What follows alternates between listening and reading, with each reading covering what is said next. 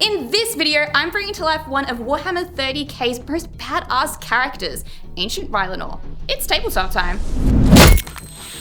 You okay? So before I started my plastic Sisters of Battle army, I actually started off with another kit. It was the Sisters of Silence, part of the HORUS HERESY. And the Sisters of Silence were first made available in this box, the HORUS HERESY Burning of Prospero board game. Jen and I split the factions, with me choosing to paint up the wonderful Thousand Suns. And Jen, you chose something different. I went with the Emperor's Children, and there was something about their purpley pink armor that I really liked. Plus, Pilgrim reminds me of David Bowie from The Labyrinth, and I couldn't say no. So a couple of years ago, a friend of mine gifted me this awesome Contempted Dreadnought from Forge World. It doesn't exist anymore, but I've loved it ever since. But I wasn't ready to start working on resin models until today. With the change of scale that came with new HORUS HERESY plastics, both Jen and I moved on to different factions, with myself being Alpha Legion and Jen getting distracted by Sisters of Battle in 40k. But it seemed a shame to leave this gorgeous and now out of production Emperor's Children Dreadnought collecting dust. So instead, I suggested Jen paint it up as one of the most famous Emperor's Children characters of all time, Ancient Rylanor. Now, I don't know a lot about Rylanor, so I'm gonna leave that today for a little bit later in the video, but for now, let's get on to modeling. Seriously, did that hurt? That looked pretty hard. With any project that requires a bit of fiddling with poses, I like to jump into Photoshop and break down how I want the model to look. For Rylanor, I wanted to keep him in a pose that looked very heroic, but at the same time told a little bit of his story. I began roughly drawing out the shapes of the Dreadnought and played around with the silhouette. In the end, I thought it looked so cool to have his clawed hand up in the air and maybe holding something or crushing it. I also wanted him to have one leg higher than the other to really help guide the eye up and towards his hand, making it the focal point of this piece. Lastly, for sketching, I added in the extra details to make Rylanor, well, Rylanor, such as the winged Emperor's Children motif on his shoulder pad and a couple of other small details. I threw in some colour to make it look complete, and with that, it was time to move on to building the big guy. For you. So I've had a little bit of experience in working with resin after all our projects on Tabletop Time, including building a bunch of Titans. So as most of you probably know, with any resin project, we've got to give this guy a lovely resin bubble bath. Once Rylanor was scrubbed dry and smelling like sweet peaches, it was time to move on to his pose. Using the image I had drawn previously as a guide, I went ahead and started dry fitting all of the pieces to get his pose looking good. Once I was happy with this process, I started building him from the bottom up, starting with the base, gluing on different bits of corkboard in different elevations. I then glued in his feet and worked my way up the model until he was complete. He was a little bit fiddly and was falling apart at some points, but I was able to get the pose that I wanted in the end. I also went ahead and removed any mold lines or bits that I could see, but I knew I'd probably miss a few of these later and would have to go back and scrape these off. But for now, I was super happy with how this was looking and was ready to move on to spraying.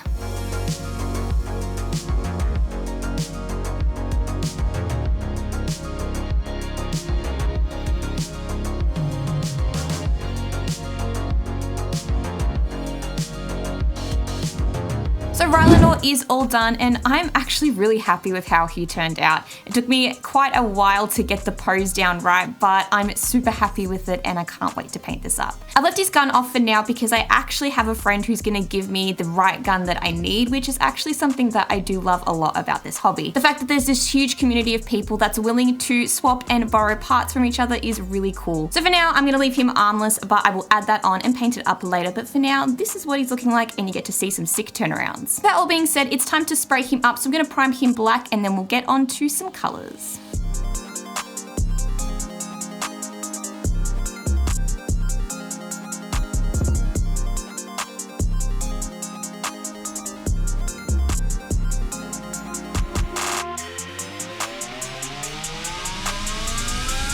Once I had sprayed Rylanor black for his prime layer, I moved on to laying down some purple for his armor. My initial layer of purple was fine. Something happened to the airbrush on my next layer. I decided rather than risking the model, I'd stop airbrushing here and move on to hand painting. As you can see with my spraying, it did come out a little bit speckly, and I think I know what the issue was, but instead of trying to clean out the airbrush, I just decided to wash it off and I would hand paint it instead.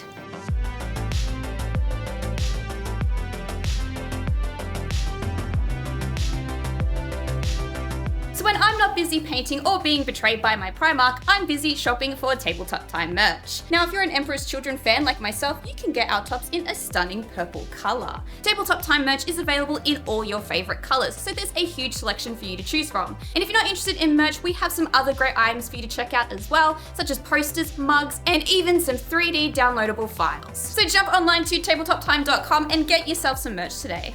Moving on to painting, I started with blocking in all of the base colours for Rylanor. This included a small highlight of a brighter purple, gold, and silver. The Broken Anvil paints have an amazing purple range of colours that I think are going to be fantastic for Emperor's Children, so I'm going to use those for this project for the armour. After the base coat is all done, I'll move on to putting some washes in the recesses and leaving it to dry over the weekend to start layer painting on Monday.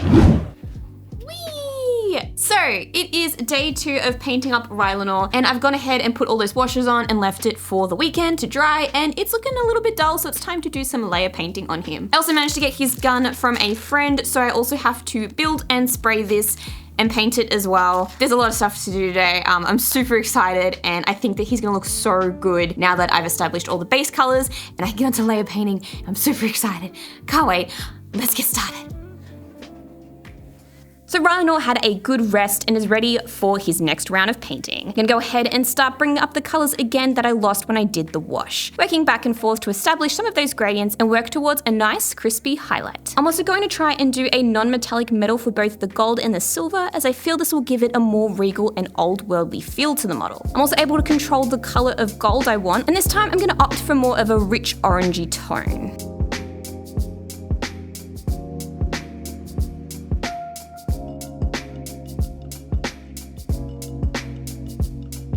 Jenn is doing an amazing job realizing ancient Rylanor, but I wanted to take a moment to answer the question, who is he? And why is he crushing a space marine wearing the same colored armor as him? In the deep lore of Warhammer 40k, the setting of the HORUS HERESY explores a time when mankind was more optimistic, ruling most of the galaxy and conquering what remained in a great crusade across the stars. Spearheading this crusade were 18 legions of space marines. One of them, the Emperor's Children, were known for constantly striving for perfection in battle. Rylanor counted himself amongst their number. He was one of the first space marines ever made. Rylanor held the distinct honor of fighting alongside the Emperor of Mankind himself on Terra during the Unification Wars. This launched a career spanning over 2 centuries of peerless service. They were uniquely honored at the time as the only legion who could wear the Emperor's personal heraldry, the twin-headed eagle known as the Aquila. Rylanor was the very first space marine ever to bear this symbol as a battle standard. Mortally wounded fighting the Eldar, his life was saved by interring his shattered body into the life support machine and mechanical battlesuit known as a Dreadnought.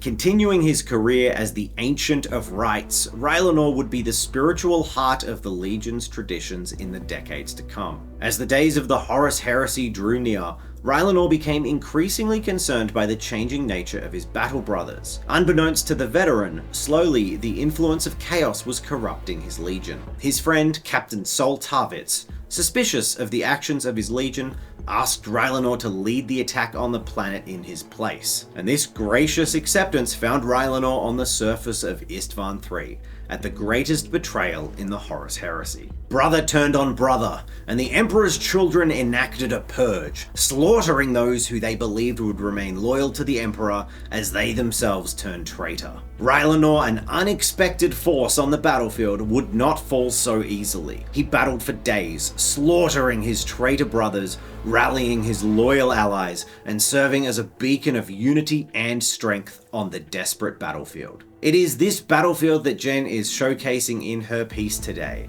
as Rylanor stands tall, an epic monument to loyalty, resilience, and strength of character, crushing the traitorous Emperor's Children Marine in his claw. So there you go.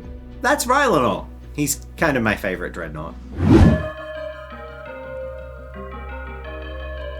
Something I really love to do is the way that I personally tackle non-metallic metal. I try to go for more of a painterly style rather than trying to make it look like true metallic. It's a little bit of a process, and it's something that I'm still working on to achieve a really good metallic look, but nevertheless, for this model, I wanted to give it a go. I went ahead and picked out a couple of colors, opting for a gold that would look a bit more orangey and regal in color. I went ahead and laid down just some of those base tones and incorporated that yellowy color. What really sells the non-metallic metal look is those really sharp point highlights. This was done by adding in that creamy color right on those really raised edges. Once this was done, all I needed to do was blend in the colors a little bit more, and I was pretty happy with the result. The silver was done in a pretty similar method to how I did the gold. Again, in a non-metallic metal, more painterly style, I laid down those base colors and worked my way up to a highlight. There wasn't too much silver on Rylanor, so I didn't have to worry too much about getting every little detail. I just tried to focus on where I thought that the light would be hitting the model rather than working in all of the areas. I also made sure to pay attention to all of those little details, such as the rivets that would really be popping out of the model.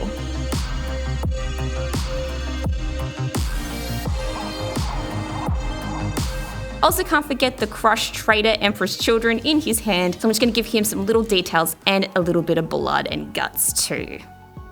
So as I said before, this model was actually gifted to me by a friend, and you can't actually get this model anymore. Yes, it was a real disappointment to me when I saw that all of the resin Contemptor Dreadnoughts were discontinued. Some of them were gorgeous, and when they announced that they wouldn't be producing them anymore, I rushed over to the web store to buy an Alpha Legion Contemptor of my own, something I'd wanted for quite a long time, only to see that they were already out of stock, even when the announcement was just made. So unfortunately, I missed out on that Dreadnought, and while they have announced the resin chest pieces, many of the Dreadnoughts, such as the Alpha Legion one, had gorgeous detailing on the limbs as well, and I for one am sad we won't be seeing them anymore. I will consider myself extremely lucky in this situation. In a weird way though, this distinction and the scarcity of the fully custom resin kits now does mean that if Jenn ever paints any more Emperor's Children Contemptor Dreadnoughts, they will look distinct from ancient Rylanor. Yeah, that's very true. When building Rylanor, I made sure to include a couple of purity seals. Now I know in 30k these aren't actually called purity seals, I believe they're called oaths of the moment. And there isn't a whole lot of information on them, but for the few images I could see, they seem to be a more purpley color or maroon rather than red. This could be true, it could be false, I'm not 100% sure, but I decided to go with a more darker tone because I felt like this fit the HORUS HERESY a little bit more. So I painted these up pretty similar to how I would do a normal purity seal, with the cream colored cloth underneath and keeping the seal itself a more burgundy color. So my Emperor's Children have a couple of transfers on them, and this model that was being crushed by Rylanor was gonna get one too. I purchased these transfer sheets quite a while ago, and they've been really useful ever since. I've got quite a lot of designs on here, but I'm just gonna go for the winged claw that's on all of the shoulder pads for my Emperor's Children. So I'm gonna go ahead and cut this out, pop it on your shoulder pad, and leave it to dry, setting it with some Vallejo decal softener. When it came down to the final touches of Rylanor, there were just one or two things I needed to include. The first thing was a little bit of rough and tough. So from his story, I know that Rylanor had been fighting for a very long time, so I wanted to try and include just a little bit of battle damage. However, I had decided to opt for a non-metallic metal look, so I needed to do this in, again, non-metallic metal. One of the first things I did was put on some powdered pigments to the base. I wanted to weather his feet up first just to create a dull look. I started off with a basic grey and then worked in those really sharp highlights to look like the paint had been chipping off. Once I was happy with how that was looking, I also went ahead and added in a couple of scratches with a really bright white. I then went over the top with the same line highlight color I had used for Rylanor's armor. This was really effective into making it look like the paint was really chipping off and the highlights were catching that detail. So while Jenn was looking at putting final touches on the model, she asked me if there were any tidbits from the lore she could include at this late stage of the paint job. And I mentioned that Rylanor had the words Roma and Thule etched onto his armor. Now of course, with the paint on and the model already designed, we can't exactly etch anything into it. So we came up with the narrative that Rylanor's honors, Roma and Thule, from fighting alongside the Emperor, were destroyed in the intense battles on Istvan III. But because he was such an honorable and respected member of the Legion, his battle brothers decided to paint on the words on his leg, ensuring he always had those honors even if they were just battlefield graffiti. I like the duality and how this shows that the loyal Emperor's children remembered the perfection that truly mattered, caring about the people beside you and fighting for something bigger than yourself. So we're almost done with the painting and we're going to add some final details to his eyes, a bit of weathering and dust on his feet. And with that all done, let's have a look at the final result.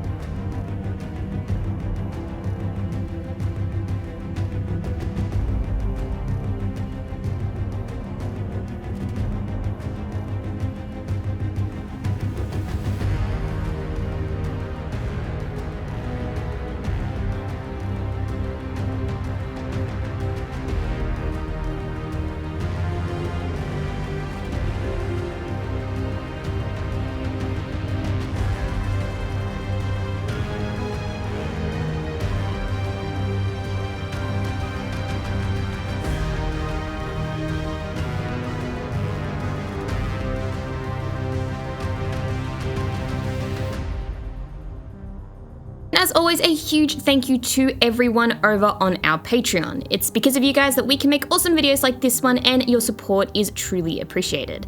If you'd like to sign up, you get some awesome monthly perks, but you can check it all out. Links are down in the description below.